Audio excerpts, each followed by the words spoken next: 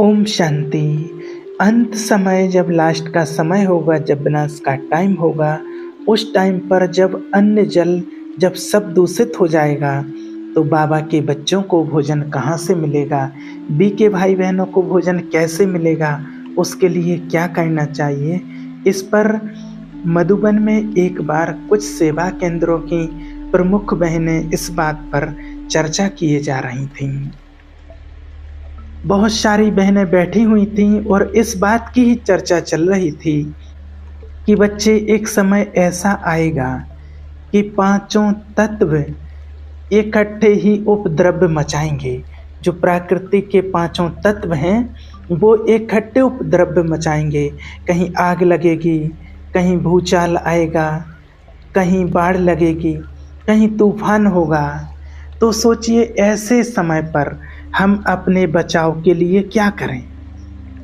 ऐसी चर्चा हो रही थी। उसी टाइम पर किसी ने कहा कि बचाव की तो बात छोड़िए, अगर ऐसी मूसलाधार बरसात हो या फिर कुछ वातावरण में कुछ प्रदूषण इतना फैल जाए कि हमारा जो अनाज है, जो अन्न है, वो ही अगर प्रदूषित हो जाए, हम बचें तो सही, लेकिन अगर हम कुछ खा पी ना पाएं तो फिर हमारा जीवन कैसे चलेगा। तो इस पर ऐसी चर्चा होते हुए एक बहन ने कहा, इस पर कुछ प्रैक्टिस करना शुरू कर दिया है। तो मना सब बड़े कहने लगे, सीरियस हो गए कि आपने क्या प्रैक्टिस किया है। सब सुनने के लिए बहुत उतावले थे। तो आपने क्या प्रयास किया है, क्या अभ्यास किया है। तो फिर वो बहन ने कहा कि मैंने तो प्रयास किया, अभ्यास से करना शुरू कर दिया है। तो सब बहनें कहने लगी हैं, सब दीदियाँ बोलने लगी हैं कि अगर अन्न जल सब दूषित हो जाएगा तो फिर जब कहीं से भोजन नहीं मिलेगा, तो आपने क्या प्रैक्टिस शुरू कर दिया है, क्या किया है, और वो क्या है हमें बताइए ताकि हम भी कर सकें। तो उस दीदी ने अपना अनुभव सुनाया कि मैंने ऐसा सोचा कि अगर खाने के लिए कुछ दिन ना भी मिले, दूषित वातावरण के कारण अगर हमारा अनाज विषैला हो जाए, दूषित हो जाए, उससे पूर्व हमें कुछ तैयारी करनी चाहिए। तो वो कहती हैं कि मैं कभी कभी एक टाइम खाना खाती हूँ। वो बहन जी बोलती हैं, एक टाइम खाना नहीं खाती हूँ। किसी दिन सारा दिन मैं पानी नहीं पीती हूँ, और कभी कभी मैं सारा दिन कुछ नहीं खाती हूँ, ताकि ऐसे समय के लिए हम अपने आप को तैयार कर सकें और आने वाले समय के लिए हम तैयार कर सकें। ऐसा ना हो कि अंत में जाने के समय खाना पीना ना मिलने के कारण हम उसी चिंता और चिंतन में अपना शरीर त्याग दें। तो वो बहन जी कहती हैं कि मैंने इस प्रकार का अभ्यास करना शुरू किया है। अभी वहीं पर जो दादी जी का मीटिंग हॉल है, वहाँ से मना पांडव भवन में, तो वहाँ पर सभी दीदी लोग बैठ कर के चर्चा कर ही रहे थे कि इतने में वहाँ से दादी जी, गुलजार दादी जी निकले। तो सभी ने कहा दादी जी से कि दादी जी, अगर आपके पास समय हो तो आप थोड़ा बैठ जाइए। तो दादी जी ने कहा कि क्या चर्चा हो रही है। तो सभी बहनें लोग कहने लगी कि दादी जी, आप हमारी चर्चा को सुनिए। तो दादी जी कुर्सी पर बैठ गए।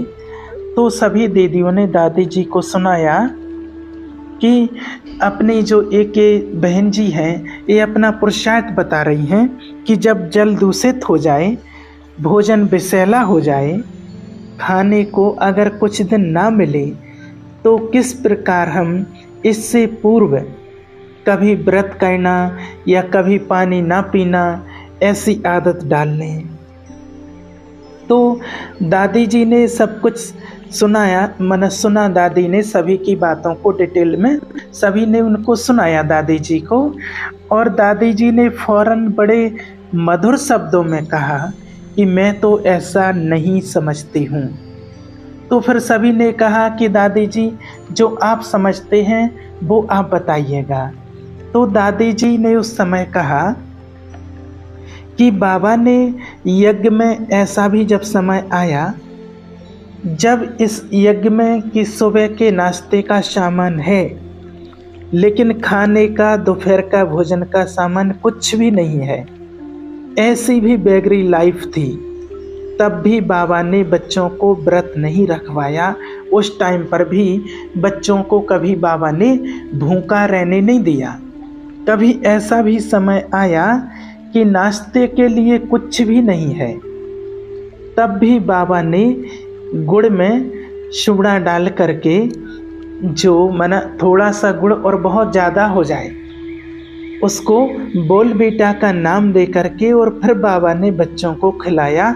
लेकिन बच्चों को कभी भी बाबा ने भूखा नहीं रखा। तो बाबा ने कभी बच्चों को व्रत नहीं करवाया, तो हम कैसे व्रत करके अपनी कर्मेंद्रियों को कंट्रोल करेंगे? तब सभी ने दादी जी से पूछा कि हमें क्या प्रैक्टिस करनी चाहिए। तो दादी जी ने अपने अनुभव और बाबा की आज्ञा के अनुकूल यही बात सुनाई सभी को कि ऐसे भयानक समय के आने से पूर्व हमें अपनी अनासक्त वृत्ति का निर्माण करना चाहिए। हम सभी को अनासक्त वृत्ति का निर्माण करना चाहिए।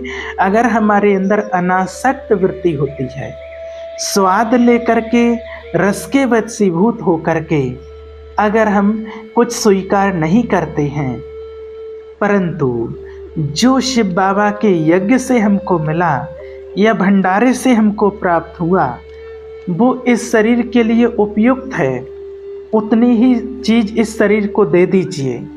ऐसा नहीं कि आज तो पूरी बनी है, रोज़ तो पूरी बनती नहीं, 2 की जगह चलो 4 खा लेते हैं, कोई रोज़ थोड़ी खाते हैं। आज समोसे बने हैं, वैसे तो सबको 1-1 समोसा मिला है, क्यों नहीं आज 2 समोसे और 2 गुलाब जामुन भी खा लिए जाएं। कल मीठा ज़्यादा नहीं खाएंगे, आज तो बन ही रहा है।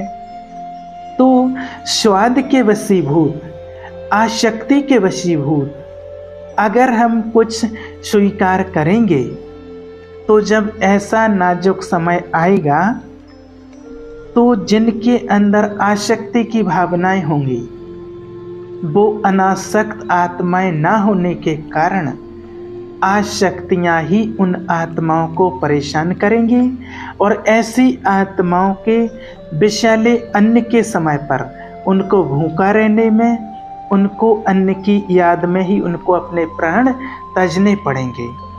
इसलिए बहुत समय पहले से अगर आपको अभ्यास करना है तो अपनी अनासक्त वृत्ति का निर्माण करो। कुछ भी स्वीकार करना है, आसक्ति नहीं होनी चाहिए। और बाबा ने यज्ञवत्सों को यज्ञ में इस प्रकार की ट्रेनिंग दी थी बाबा ने कि जब ज़्यादा खाने पीने को कुछ नहीं था, तब बाबा ने एक बार खीर के साथ सबको कहा था कि दूध में चावल डाल के जो खीर बनती है, आज सभी बच्चे खीर के साथ भोजन करेंगे, आज और कुछ भी नहीं मिलेगा। शाम की क्लास होती थी, उस टाइम पर बाबा क्लास कराते थे। उस टाइम पर बाबा अपने बच्चों की कचहरी करते थे और पूछते थे बाबा सभी बच्चों से कि बच्चे सब सारा दिन में अच्छे रूप से गुजरा, किसी ने कोई भूल की हो या किसी ने किसी की कोई भूल देखी हो तो वर्णन करो, उसको बताओ। तो एक बहन ने हाथ खड़ा किया, कहा कि बाबा आज बाबा ने आपने आज सुबह कहा था कि खीर के साथ भोजन खाना है। बाबा मैंने तो खीर भी नहीं खाई, मैंने तो पापड़ के साथ ही रोटी खा ली। बाबा ने कहा तुम्हारी पापड़ में आसक्ति थी, तुम्हें खीर नहीं अच्छी लगती थी, इसलिए तुमने पापड़ से रोटी खाई। ये तुम्हारा कोई त्याग नहीं था। त्याग उसे कहा जाता है जब कोई चीज़ हमारे पास है और उसमें आसक्ति नहीं है, अनासक्त हैं, अनासक्त वृत्ति है और हम सभी स्वीकार करते हैं। कहीं वो तुम्हारे शरीर को नुकसान नहीं देती थी तो तुमने खीर छोड़ करके पापड़ खाया, और ये महानता नहीं है। तुम अपनी महानता दिखा रहे हो। महानता तो त्याग में है, महानता पदार्थ में नहीं होती है। तो बाबा बच्चों को कैसे अनासक्त रूप बच्चों का होना चाहिए, ये बच्चों को सिखाते रहते थे।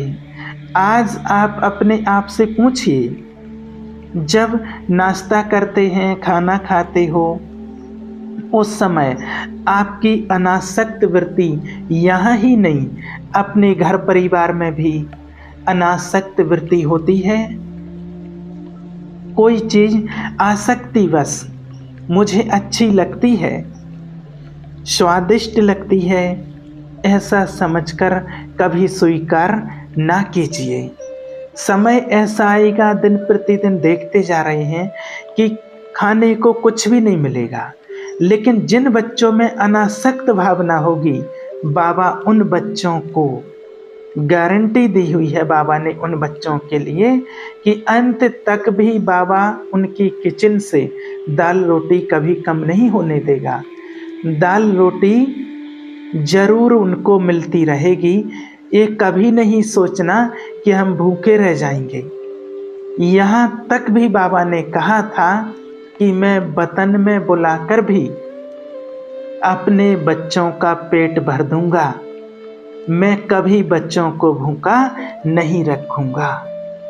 तो देखिए, बाबा ने इतना स्पष्ट करके समझाया है। बाबा ने जो कहा कि बाबा की श्रीमत अनुसार जिनकी अनासक्त वृत्ति है, उन बच्चों को बाबा उनकी किचन से कभी दाल रोटी कम नहीं होने देगा, और उनको कभी कैसी भी परिस्थिति आ जाए, लेकिन बाबा कभी भूखा नहीं रखेगा। तो हम सभी को ऐसी अनासक्त वृत्ति का निर्माण करना है। किसी भी चीज़ में, वस्तु में, खाने पीने में हमारी इतनी आसक्ति नहीं होनी चाहिए। ओम शांति।